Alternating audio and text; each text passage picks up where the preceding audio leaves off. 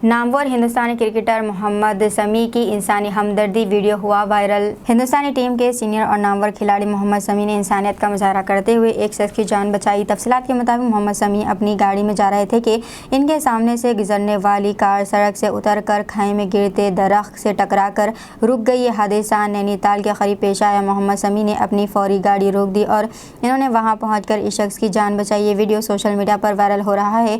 मोहम्मद शमी ने social media पर लिखा है कि कहीं बहुत खुश नसीब हूँ, ऊपर वाले ने मुझे दूसरा जन्म दिया, क्योंकि हादसे का शिकार होने वाली कार मेरी कार के सामने ही थी और हमने इस कार में सवार अफराद की जान बचाई।